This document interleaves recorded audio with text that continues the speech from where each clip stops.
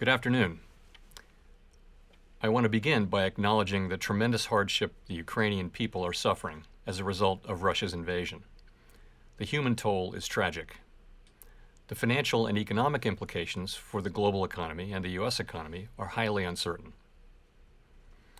At the Federal Reserve, we are strongly committed to achieving the monetary policy goals that Congress has given us: maximum employment and price stability.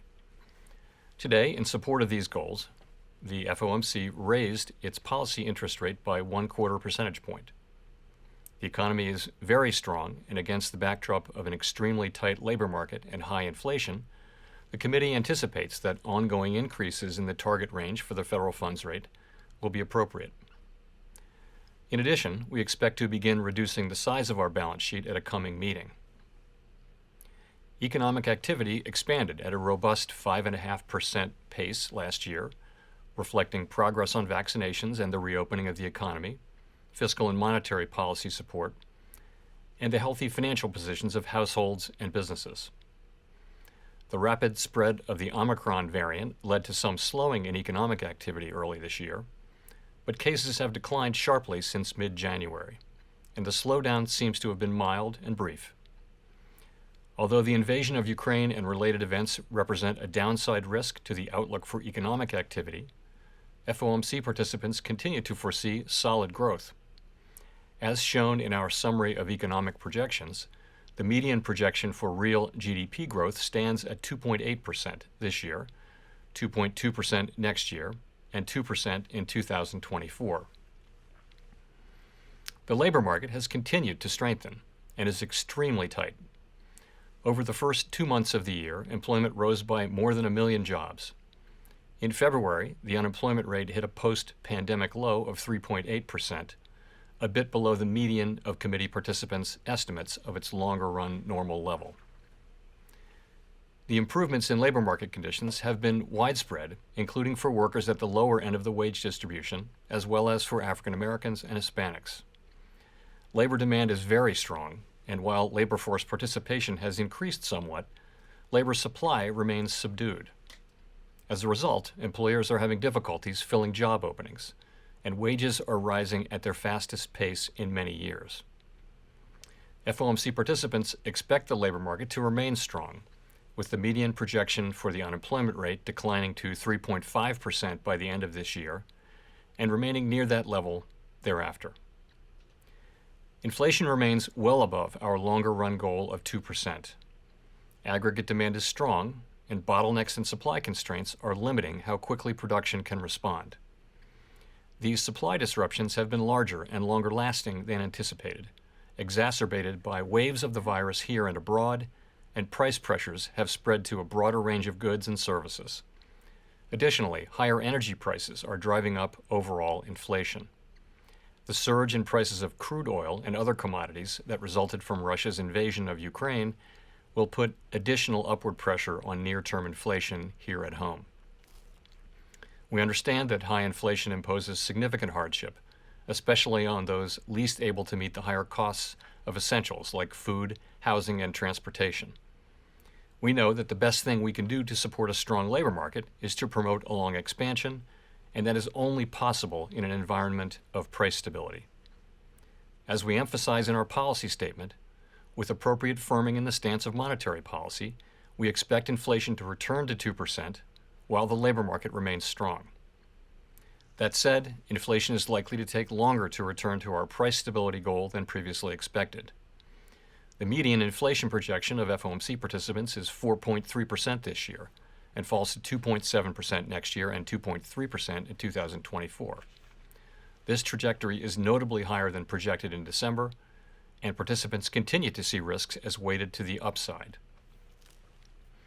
The Fed's monetary policy actions have been guided by our mandate to promote maximum employment and stable prices for the American people. Our policy has been adapting to the evolving economic environment, and it will continue to do so. As I noted, the committee raised the target range for the federal funds rate by 1/4 percentage point and anticipates that ongoing increases in the target range will be appropriate. The median projection for the appropriate level of the federal funds rate is 1.9% at the end of this year, a full percentage point higher than projected in December. Over the following 2 years, the median projection is 2.8%, somewhat higher than the median estimate of its longer-run value. Of course, these projections do not represent a committee decision or plan, and no one knows with any certainty where the economy will be a year or more from now. Reducing the size of our balance sheet will also play an important role in firming the stance of monetary policy. At our meeting that wrapped up today, the committee made good progress on a plan for reducing our securities holdings, and we expect to announce the beginning of balance sheet reduction at a coming meeting.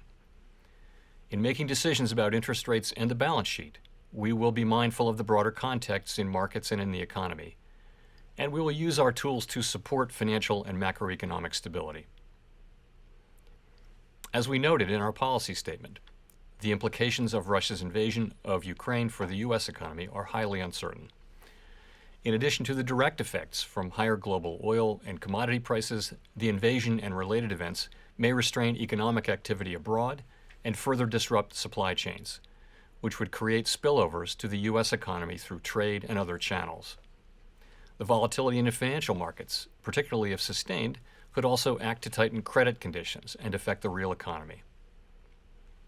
Making appropriate monetary policy in this environment requires a recognition that the economy often evolves in unexpected ways. We will need to be nimble in responding to incoming data and the evolving outlook.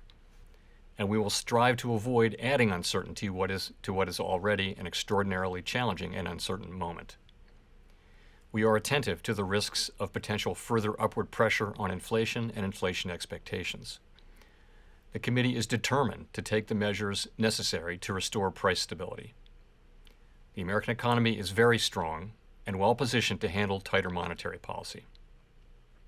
To conclude, we understand that our actions affect communities, families, and businesses across the country. Everything we do is in service to our public mission. We at the Fed will do everything we can to achieve our maximum employment and price stability goals. Thank you. I look forward to your questions. Thank you. Let's go to Gina at the New York Times. Hi, Chair Powell. Thank you so much for taking our questions. I wonder if you could detail your thinking a little bit about how you're considering the risks of going too fast and potentially tipping the economy into recession, and how you're weighing those risks against the possibility of going too slowly, allowing inflation to become embedded and kind of getting behind the curve. So I guess I would start by saying that in my view, the probability of a recession within the next year is not particularly elevated. And why do I say that? Aggregate demand is currently strong, and most forecasters expect it to remain so. If you look at the labor market, also very strong, conditions are tight, and payroll job growth is continuing at very high levels. Household and business balance sheets are strong. And so all signs are that this is a strong economy, indeed one that will be able to flourish, not to say withstand, but certainly flourish as well in the face of less accommodative monetary policy. So I guess that's how I would say I'm looking at that. Of course, the objective is to achieve price stability while also sustaining a strong labor market, and that is our overall objective. But we do feel the economy is very strong and well positioned to withstand tighter monetary policy. Thank you. Let's go to Howard at Reuters. Hi, Chair Powell. I was wondering, in the SEPs, you have quite a markdown to GDP from 4 to 2.8%. I'm wondering, how much of that do you feel is a result of the Fed's stiffer than expected action here? You talk about monetary policy operating with a lag, but is this going to bite quicker than expected?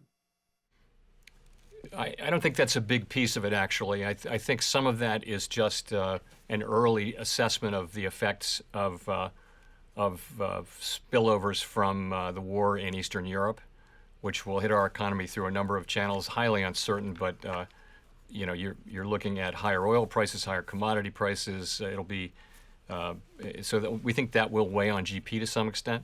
So that's part of what moved those assessments down. I think generally monetary policy works with a lag, so some of that would also be in there. But remember as well that 2.8% is still very strong growth. If we think that the potential growth rate of the economy is somewhere between somewhere around 1.75%, 2.8%, is strong economic growth. It would have been one of the strongest years, in fact, of the last expansion. So while it's lower than last year's 5.8%, it's still quite strong growth. So I would say it's quite a strong forecast.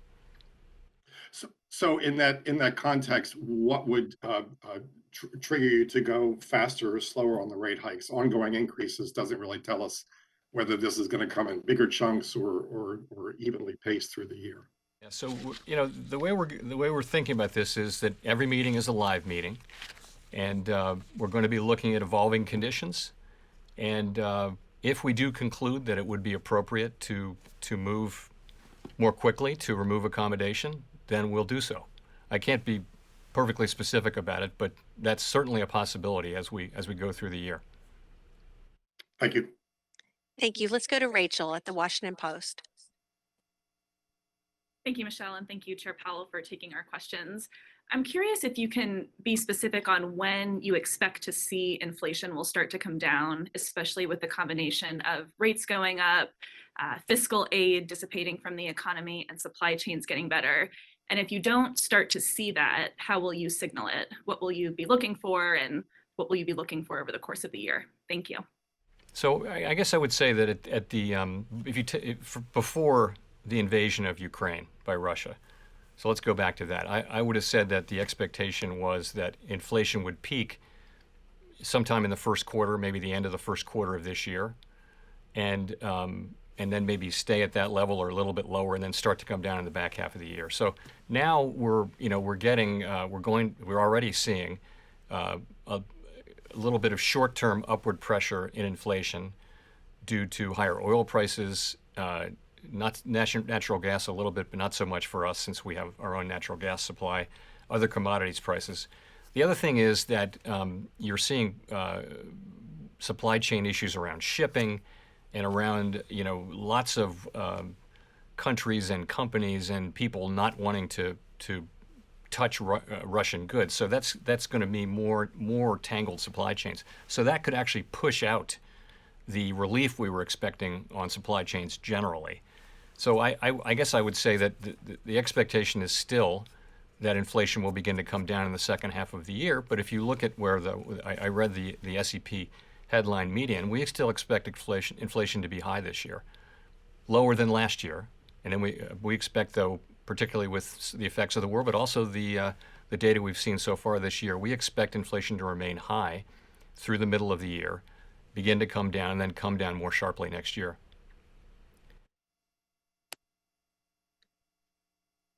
Let's go to Nick at the Wall Street Journal. Nick Timmeros of the Wall Street Journal. Chair Powell, over the last 6 months, the Fed has shifted its policy stance quite a bit. 6 months ago, you were still buying assets. Most officials weren't projecting any interest rate increases this year. And yet, despite the shift over the last 6 months, real rates are as negative today as they were then. So how concerned are you that further inflation surprises will offset the effects of recent policy firming by leading real rates to stay at levels that do not actually provide much restraint to the economy? Thanks. So that's one of many ways of capturing the situation, which is that the committee really does understand that the time for rate increases and for shrinking the balance sheet has come. And I would just say, I would go back to the economy is very strong. As I mentioned, tremendous momentum in the labor market. We expect growth to continue. It's clearly time to raise interest rates and begin the balance sheet shrinkage. And I just wanted to say that as I looked around the table at today's meeting, I saw a committee that's acutely aware of the need to return the economy to price stability and determined to use our tools to do exactly that. You couched it in terms of real rates. I would say if you look at the SEP, you've got people getting close to or even above, in many cases, their estimate of the longer run neutral rate. So I understand that doesn't do it for real rates, but if you go out a year or two, many people are in their forecasts are having tight policy from a real interest rate standpoint. So that's something that we're focused on. Of course, it's a highly uncertain environment, and we don't know what's going to happen, but we do know that we're going to deploy our tools to achieve our goals, and that includes the price stability goal. Let's go to Victoria at Politico. Hi, Chair Powell. So looking at the summary of economic projections, you all have inflation coming down over the course of the year to 4.3%. And then you also have rates going up to what appears to still be below roughly what would be estimated to be the neutral rate, although I know that's a little bit uncertain. So I was just wondering, how much of inflation coming down do you see as actually being as a result of the Fed itself raising rates? And then also, if I could just ask, given that Sarah Bloom Raskin withdrew her nomination, what do you expect to do with the regulatory portfolio? Do you expect to assign a governor in charge of that? Okay. So sorry, tell me again your first question. My first question is, how much do you expect inflation to come down as a direct result of the Fed's actions? Okay, so part of inflation coming down at the very beginning is clearly to do with factors other than our policy, and those would include potentially the supply chains getting a little bit better. Certainly base effects, you're lapping, as you know, when you look at a 12-month trailing window, you're lapping very high inflation in March, April, May, June of last year. So there should be some effects from that in the 12-month picture. Really what we're looking for, though, is month-by-month inflation coming down. And so it's really, it's all the things we've been talking about, that really haven't helped much, including the shift away from goods and back to services, including supply chains getting better, including labor force participation, all those things that have been sticky and not happening. But a big part of it is the base effects I mentioned as well. I think monetary policy starts to bite on inflation and on growth with a lag, of course. And so you would see that more in 23 and 24. But also remember, we started talking about rate increases last year. For some months now, the financial conditions have already incorporated a significant number of rate increases. So it doesn't start today. In effect, the moves are already priced into the market for a few months now. So so the clock is running on that, and I think some of that will be seen in the second half of the year as well. And on the regulatory portfolio, I would just say this: we have an obligation to carry out under the law, in supervision and regulation, and we're doing that. That's what we're doing. The committee is not active, so what's happening is things are coming to the full board, and we're voting on them. We're getting our business done. We got the stress tests done. We've looked at a number of proposals for mergers and things like that. So we're working ahead. Of course, we don't have a vice chair for supervision, as you mentioned, but we're making do with the situation we have, and a good number of things have come straight to the board for approval. Let's go to Neil Irwin at Axios.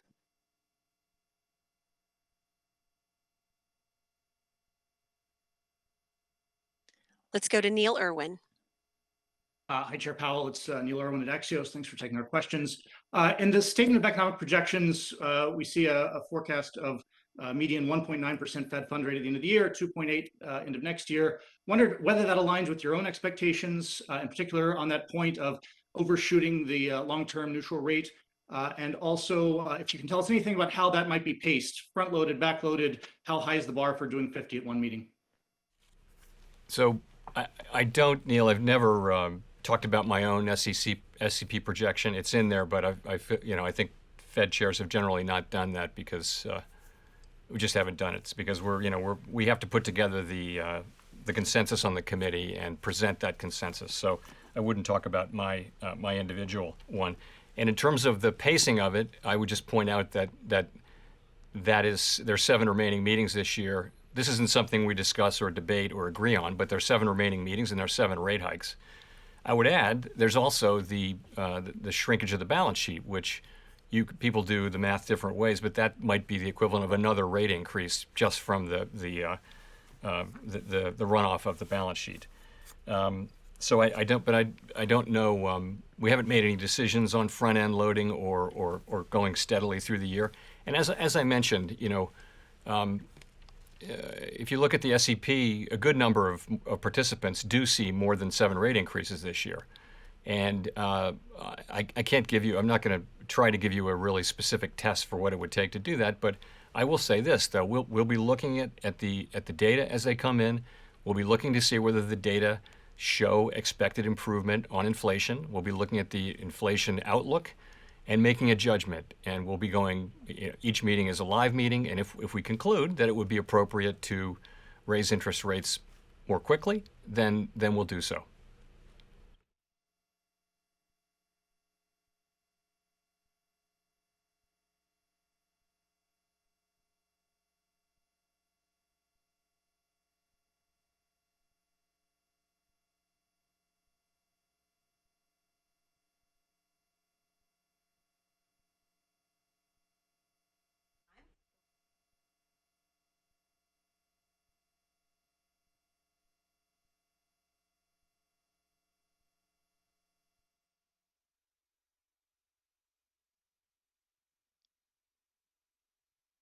One second.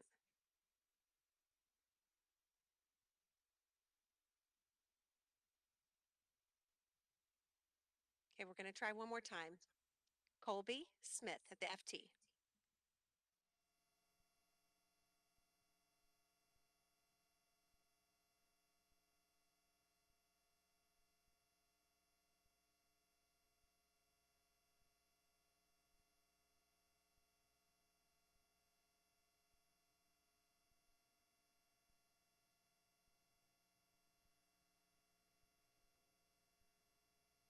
Okay, we'll come back to Colby. Let's go to Edward Lawrence. Yeah, thank you, Chair Powell. Thank you, Michelle, for the question. I have a more basic question. The last time the CPI inflation, I know you look at PCE, but CPI inflation was as high as it is was July of 1981 when the effective federal funds rate was 19.2%. But given the current data, how far behind the curve of inflation do you believe the Federal Reserve is in your mind? So I just would say a couple of things. We have the tools that we need, and we're going to use them. And as you can see, we have a plan over the course of this year to raise interest rates steadily and also to run off the balance sheet. We will take the necessary steps to ensure that high inflation does not become entrenched while also supporting a strong labor market. And as I mentioned, if we conclude that it would be appropriate to move more quickly, we'll do so. I leave it to others to make the judgment you ask for. And then just as a follow on that, I wanted to get you on the record on this. What impact has there been on your job, given the fact that you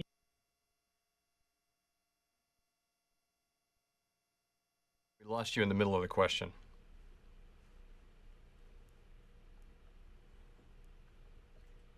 Edward, can you repeat that question? the impact that given you're not actually confirmed and Governor Brainerd is not actually confirmed, has there been any impact on your job or the Fed's ability to handle inflation? None whatsoever.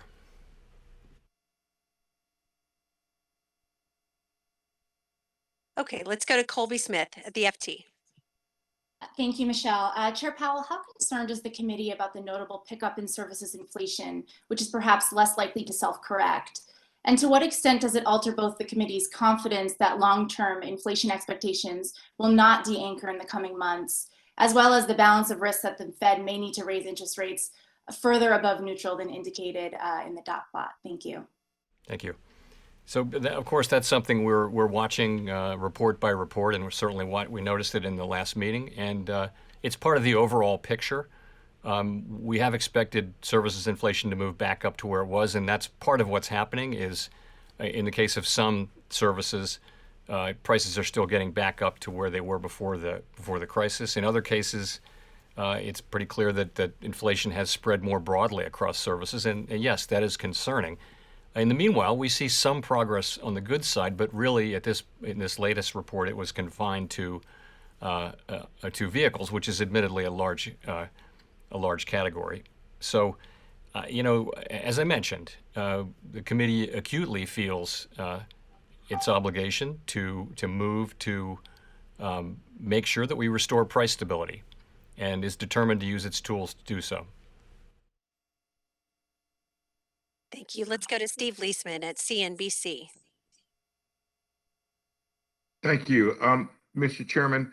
I wonder if you could help me understand the kind of logic, if there is one, inside the SCP here. As I look at the median forecast, for example, for unemployment, it runs for the 3-year window below the long run rate.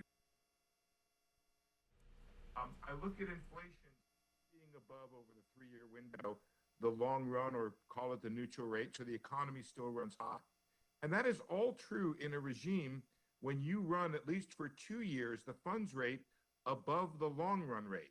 So I guess my question is this: are you not give a forecast here that essentially suggests you will be continuing to run further behind the curve and never really get in front of inflation because the economy will continue to run hot? And kind of on a related issue, you said earlier, inflation will take longer to return to price stability than we had originally expected. Isn't that a choice you're making? And if so, why are you making that choice to let inflation run above price stability longer than you'd like? Right. So if you look, first of all, you're looking at medians, but understand that it's not something we voted on. It's not a plan.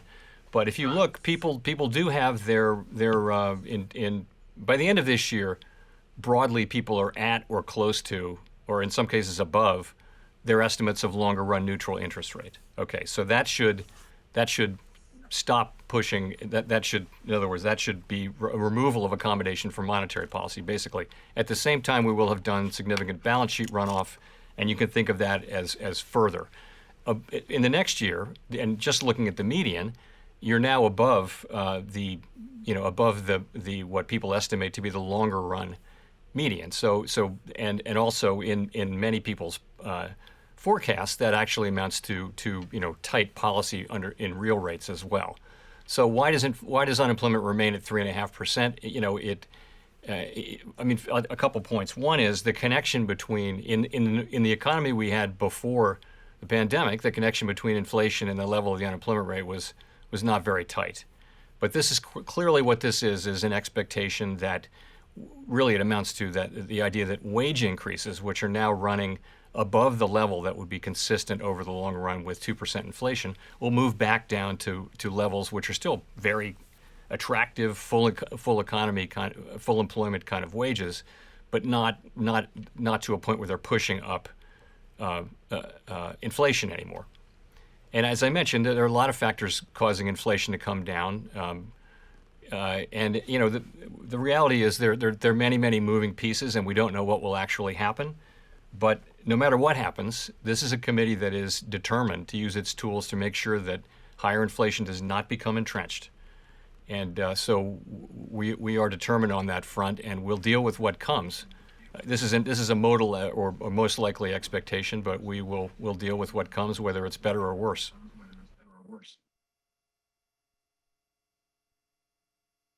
Thank you. Let's go to Chris Rugaber at the AP. Hi, thank you. Well, let me follow up a bit on that. I mean, there are a lot of economists skeptical that you can reduce inflation as much as you've penciled in without raising the unemployment rate. And I'm wondering just what are the mechanisms you see in reducing demand? I mean, outside housing and autos, how do higher Fed rates reduce consumer demand unless it's through higher unemployment? Thank you.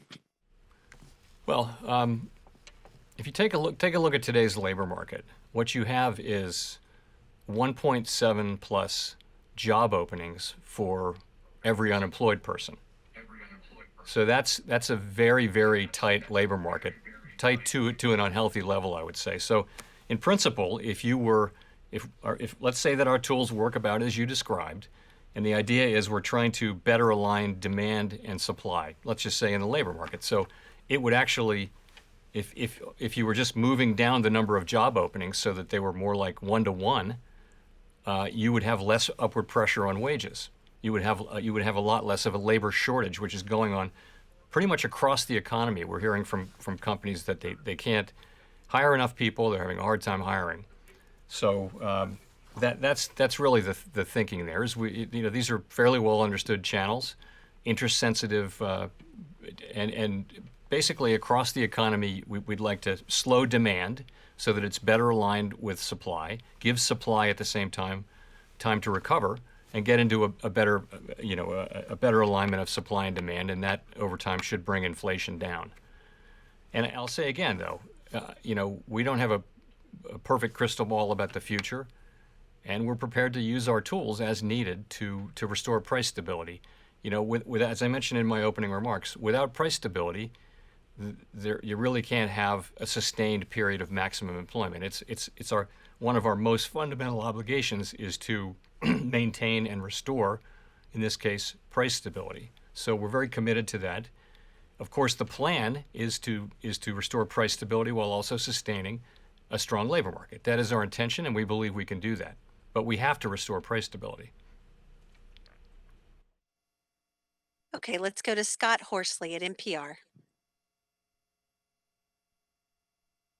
Thanks, and I apologize if this covers some of the same ground you just talked about, Mr. Chairman. I think I missed some of your answer there, but I have a follow-up question on the labor force. We have seen some gains in the prime age workforce in the last few months. I wonder what you anticipate when it comes to some of the older workers as the health outlook has changed. Are we going to see more recent retirees following Tom Brady back in the workforce? And what would that mean for wages and inflation? It's hard to say. What we saw in the last cycle was that over the course of a long, steady expansion, labor force participation outperformed expectations. And that was just it was a tight labor market, but it was nowhere near as tight as this labor market, but it was a tight labor market. And so people stayed in the labor force longer. It wasn't so much people coming back in the labor force after retirement. That's not something that happens in the aggregate very much. But so that's what was happening. And more labor force participation is tremendously welcome. And of course, our policy does not in any way preclude that. This is a situation where wages have moved up at the highest rate in a very long time, and people are able to quit their jobs and move to better paying jobs in the same industry or different industry. So it's a really attractive labor market for people.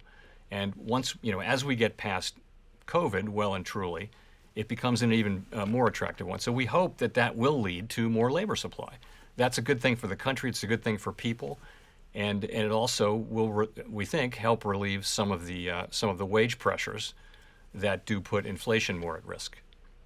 That last part is we'll have to see whether empirically it works out that way. But in principle, it ought to help with inflation as well. It's not the only thing we're looking for, though, from inflation. We're looking for help from a number of different places, and most importantly, from our own policy. Okay, let's go to Rich Miller at Bloomberg. Thank you, Michelle, and thank you, Chair Powell. I'm sorry, I'm having some communication problems, so I've missed some of the stuff you've said, and my apologies if this has been asked. Since the FOMC met last January, financial conditions have tightened markedly. Equity prices down, treasury yields up, bond spreads risen, yield curve has flattened a lot, and even further this today, dollar is up. Is that welcome? And would you like to see more in order to achieve your goals? Thank you. So as you know, policy works through financial conditions. That's how it reaches the real economy, by just the mechanisms you mentioned. And remember that the financial conditions we had for the last couple of years were a function not only of very aggressive and appropriately so fiscal policy, but also highly accommodative monetary policy.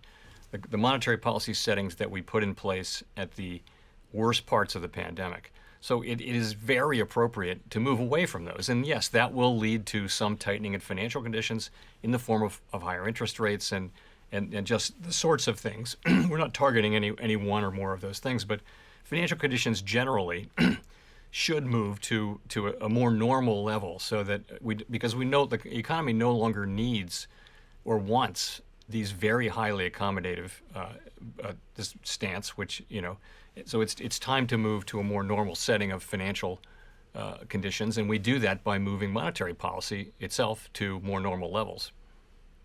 When you say move to a more normal setting for financial conditions, that suggests to me that you want financial conditions to tighten further from where we are now. Am I drawing the right inference from that?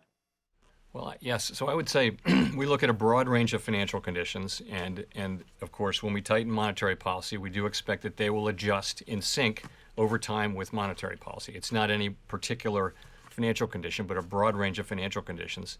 They will reflect, to some extent, they reflect any number of things.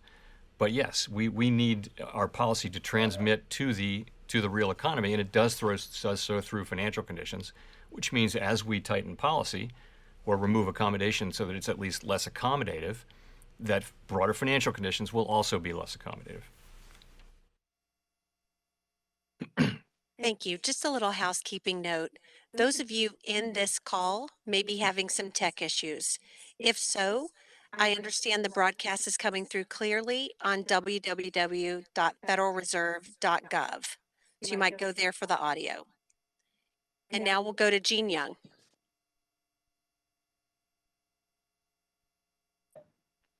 Hi, Chair Powell. I wanted to ask about the balance sheet discussion you've had at this meeting. Can you give us any more details? Did you discuss whether to cap runoffs or whether to increase those caps over what period, if there were any details? Yes, thank you for asking. So at our meeting today and yesterday, we made excellent progress toward agreeing on the parameters of a plan to shrink the balance sheet. And I'd say we're now in a position to finalize and implement that plan so that we're actually beginning runoff at a coming meeting, and that could come as soon as our next meeting in May. That's not a decision that we've made, but I would say that that's how well our discussions went in the last 2 days. So a couple things just to add. We'll be mindful of the broader financial and economic context when we make the decision on timing, and we always want to use our tools to support macroeconomic and financial stability. We want to avoid adding uncertainty to what's a highly uncertain situation already. So all of that will go into the thinking of the timing around this. In terms of I would say this. I don't want to get too much into the details because we're literally just finalizing them. But the framework is going to look very familiar to people who are familiar with the last time we did this. But it'll be faster than the last time, and of course it's much sooner in the cycle than last time. But it will look familiar to you, and I would also say that there'll be I'm sure there'll be a more detailed discussion of our in the minutes to our meeting that come out in 3 weeks, where I expect that it will lay out pretty much the parameters of what we're looking at, which I think will look quite familiar. Thank you. Let's go to Michael McKee at Bloomberg TV. Mr. Chairman, since September of 2020, you've been operating on a monetary policy framework that let the economy run hot to bring unemployment down. That seems to be over, but I'm wondering how you would describe your reaction function now. What is it that the Fed is trying to do other than bring inflation down? And in other words, is it we're going to keep raising rates until it comes down to an acceptable level? Yeah, so I want to clear one thing up again, and that is that nothing in our new framework or in the changes that we made has caused us to wait longer to raise interest rates. What we said in the framework changes was, and this was really a reflection of what had happened for the preceding couple of decades, actually. What we said was, if we see low unemployment, high employment, but we don't see inflation, then we're not going to raise rates till we actually see inflation. That's what we said, and that was the sense of it. There was no sense in which if we got a burst of really high inflation, we would wait to raise rates. That's simply not in the framework. In fact, quite the contrary. The framework is all about anchoring inflation expectations at 2%. So I do hear this, that the framework, we can't blame the framework. It was a sudden, unexpected burst of inflation. And then it was the reaction to it, and it was what it was. But it was not in any way caused by or related to the framework. So come to today. I think our vision on this on the committee is very, very clear. What we see is a strong labor market. We see a labor market with a lot of momentum, great job creation, and we see the underlying economy strong. Balance sheets are strong. Yes, there are threats to growth from what's going on in Eastern Europe, but nonetheless, in the base case, there's a pretty broad expectation of strong growth. But inflation is far above our target. And the help we've been expecting and other forecasters have been expecting from supply side improvement, labor force participation, bottlenecks, all those things getting better, it hasn't come.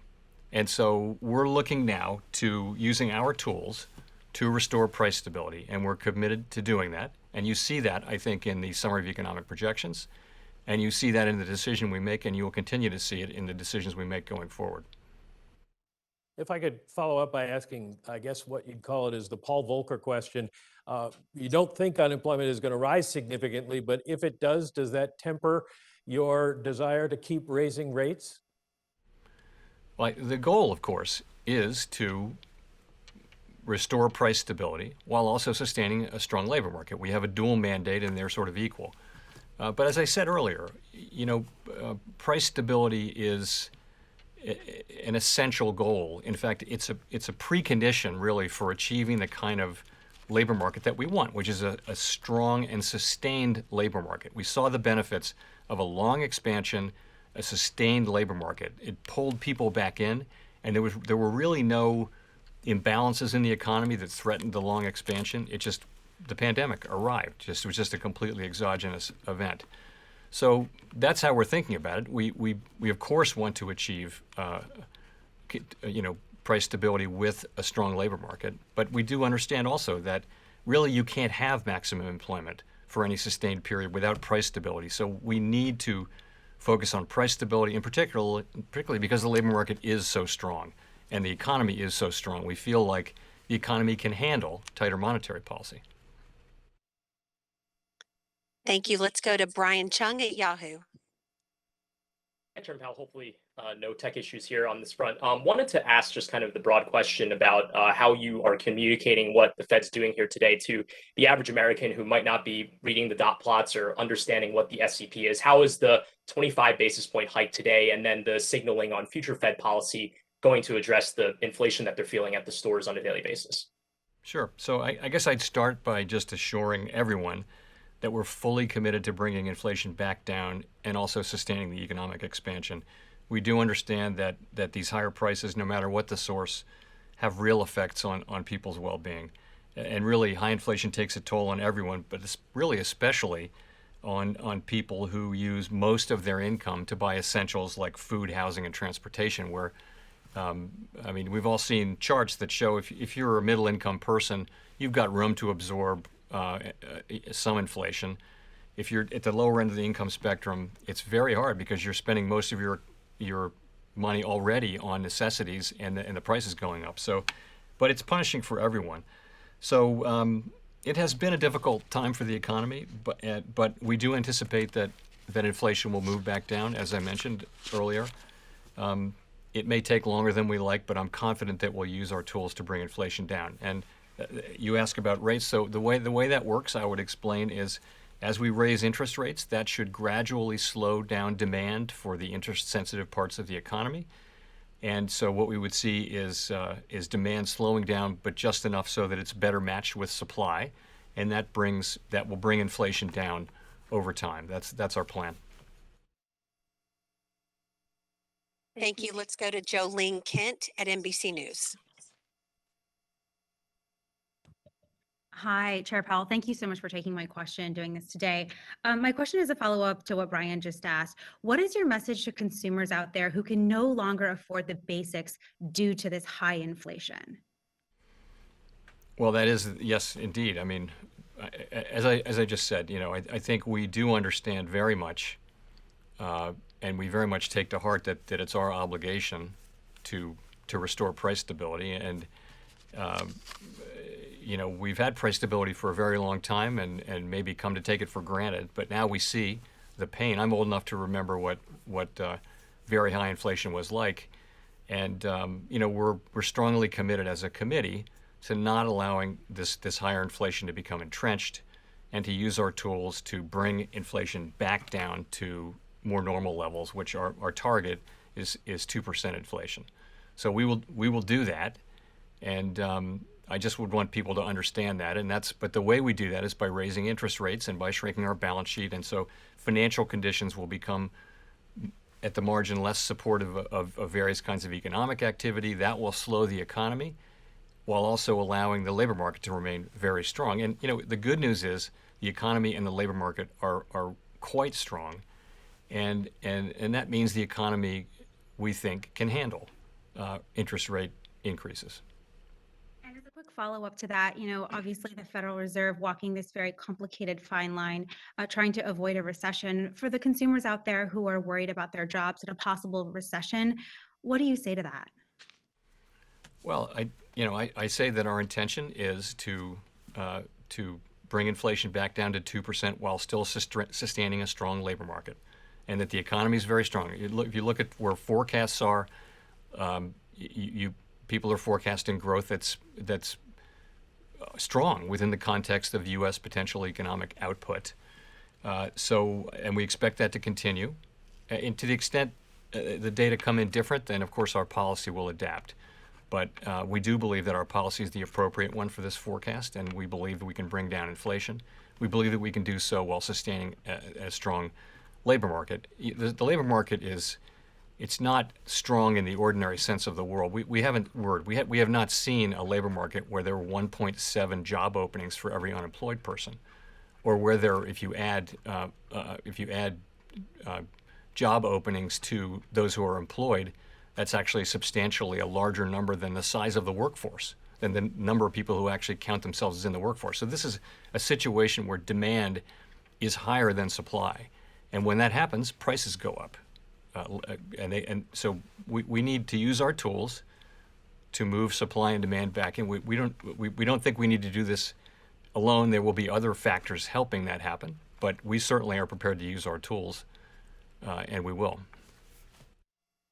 Thank you.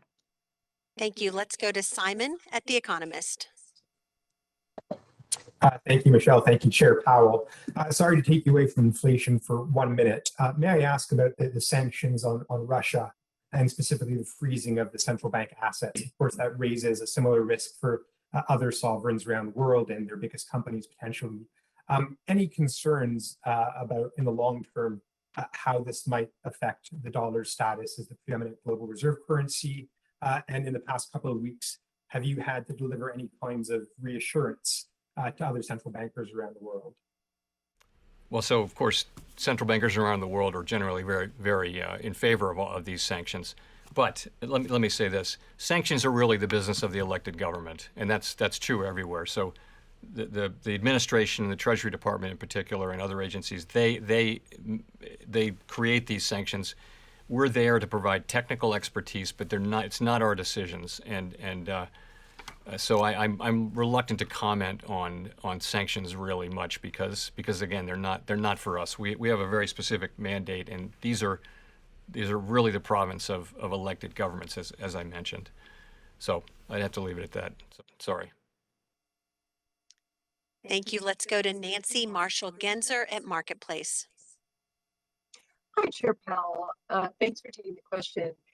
You've been talking a lot about rising wages, which on the one hand is a great thing, but are we possibly seeing the beginning of a wage price spiral? So the way I would say it is this: we first of all, I would agree with the premise that wages moving up is a great thing. That's how the standard of living rises over time, and generally it's driven over long periods by rising productivity. But what we have now, if you look at these the wage increases that we have, we're blessed with a range of measures of wages that all measure different things. But right now they're all showing the same thing, which is that the increases, not the levels, but the increases are running at levels that are well above what would be consistent with 2% inflation, our goal, over time. And that may be, we don't know how persistent that phenomenon will be. It's very hard to say. And that's really I think the sense of your question about a wage price spiral is that something that's going to start happening and become entrenched in the system. We don't see that. You can see, for example, in some sectors that got very high wage increases early on, those wage increases looked like they may have slowed down to a normal level. But it comes back to, you know, what I'm saying here, which is there's a misalignment of demand and supply, particularly in the labor market, and that is leading to wages moving up at ways that are not consistent with 2% inflation over time. And so we need to use our tools to guide inflation back down to 2%. And that would be in the context of an extraordinarily strong labor market. We think this labor market can handle, as I mentioned, tighter monetary policy, and the overall economy can as well. But yes, wages are moving up faster than is consistent with 2% inflation. But it's good to see them moving up. But it wouldn't be sustainable over too long of a period to see them moving up that much higher. And that's because of this misalignment between supply and demand. We expect to get more labor supply. We did last time. We got more than we expected during the last cycle. This time we've gotten much less than expected. So it's not easy to predict these things. But we do expect that we'll get people coming back in the labor market, particularly as COVID becomes less and less of a factor in many people's lives, something we all wish. So that's how we think about it. Thank you. And for the last question, we'll go to Don Lee at the LA Times. Hi, Chair Powell.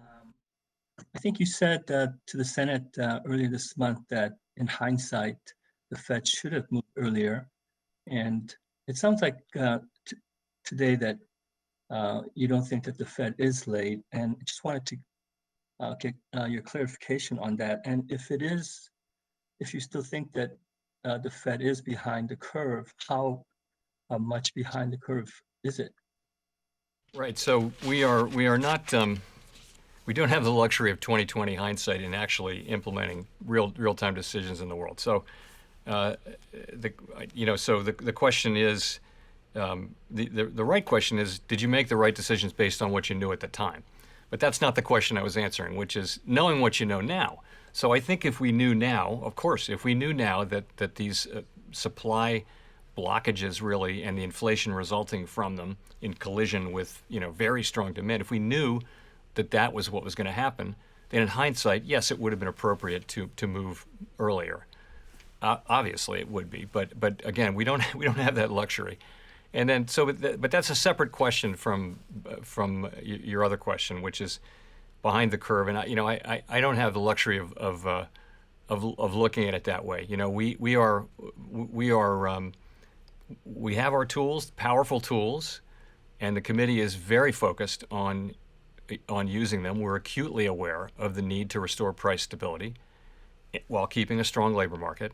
And what I saw today was a committee that is strongly committed to achieving price stability, in particular, and prepared to use our tools to do that. We're not going to let high inflation become entrenched. The costs of that would be too high, and we're not going to wait so long that we have to do that. No one wants to have to really put restrictive monetary policy on in order to get inflation back down. So, frankly, the need is one of getting rates back up to more neutral levels as quickly as we practicably can, and then moving beyond that if that turns out to be appropriate. And as you can see, it is appropriate in the sense to people's SEPs. They do write down levels of interest rates that are above their estimate of the longer run neutral rate. And there's also a range of estimates too, as you will see if you look at the details of the SEP. But thanks for your question. Okay. Thank you all. Thanks, Mr. Chair. Thank you.